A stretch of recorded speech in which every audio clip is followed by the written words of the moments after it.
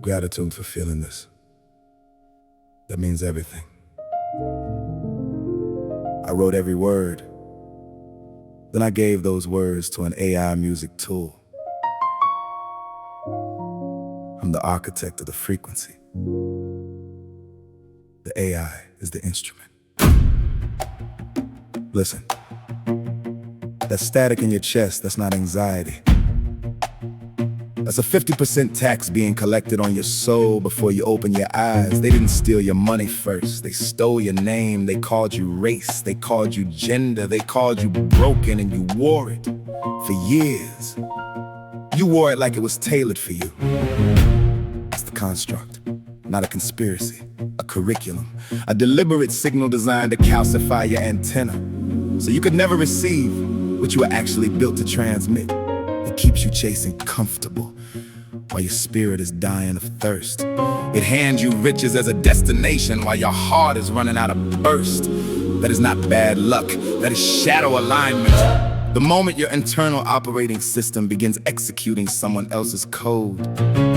Now pay attention, this isn't motivation, this isn't a pep talk, this is a diagnostic. You have 8 energy muscles, 8 physical, mental, spiritual, love, wisdom, emotional, soul. And the output, your generative power. The construct doesn't attack your body first, it goes straight for your identity. Because if it can anchor your soul energy to a label, black man, white woman, immigrant, victim, it has installed a permanent drain on every other muscle you own.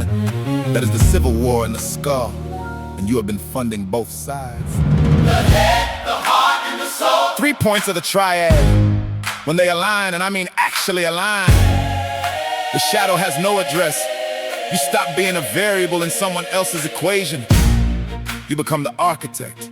This is not inspiration. This is not inspiration. This is engineering. The 8 forms are not a poem. 8 forms are not a poem. They are a power grid. And right now, Yours is leaking at every junction. at every junction, The work is not to feel better. The work is to plug the drains. Let me show you how the shadow operates. It doesn't come in loud. It comes in familiar. It says this is just how it is for people like us. It says you have to fight twice as hard. It says your dream is beautiful, but be realistic. And every time you agree, even with a nod, your mental energy takes the hit. Your spiritual energy drops a point. Your emotional energy starts governing from fear instead of knowing. This is not philosophy.